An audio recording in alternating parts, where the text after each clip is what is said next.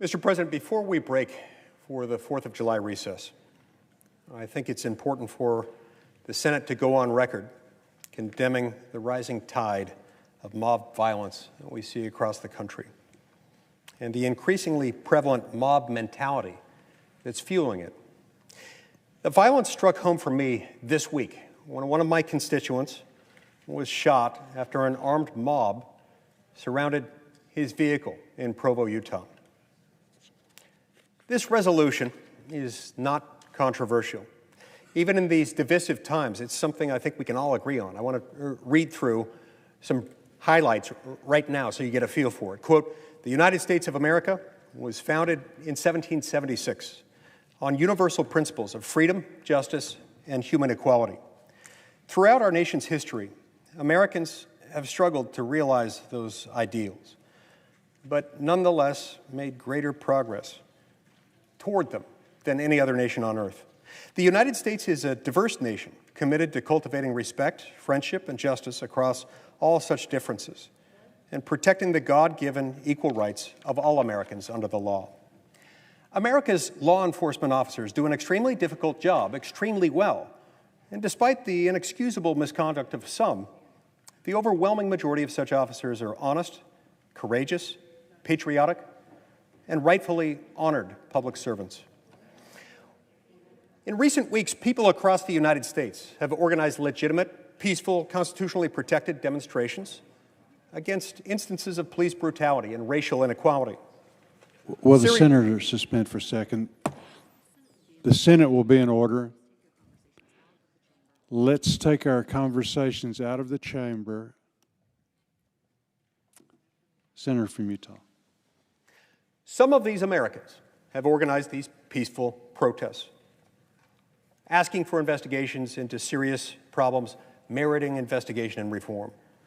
Some Americans, unsatisfied with peaceful and positive demonstrations, have instigated and indulged in mob violence and criminal property destruction, not in service of any coherent cause, but simply as an arrogant bullying tantrum of self-righteous illiberalism and rage.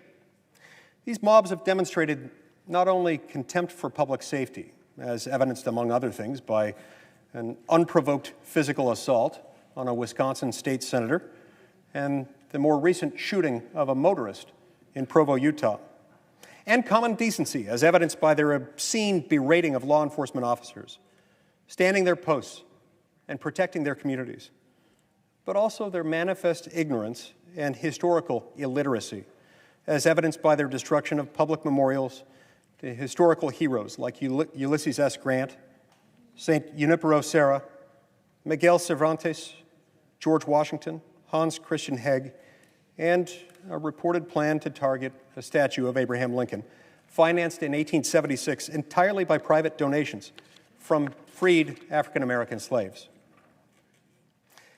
It is the sense of the Senate that the rising tide of vandalism, mob violence, and the mob mentality that feeds it, including its cruel and intolerant cancel culture, should be condemned by all Americans. That peaceful demonstrations and mob violence are different in kind, that physical assault and property destruction are not forms of political speech, but violent crimes whose perpetrators should be prosecuted to the full extent of the law. And that the innocent law enforcement officers, public officials, and private citizens who suffer these mobs' violence and endure their scorn while protecting our communities from them deserve every American's thanks and appreciation. As I say, Mr. President, very straightforward. As we saw in Seattle this week, these mobs are not going to stop until they are stopped. A non-binding resolution is the tiniest first step of a response, the merest exercise of the Senate's atrophied institutional muscles. We need to do much, much more, and I look forward to working with colleagues on both sides of the aisle, developing legislation to do it. But in this divided political moment, heading into the 244th birthday of the greatest, freest, most tolerant and prosperous nation the world has ever known, I think showing Senate Republicans and showing that Senate Democrats can work together and be able to speak with one voice against woke mob violence and in defense of equal justice and civic peace would be a welcome step.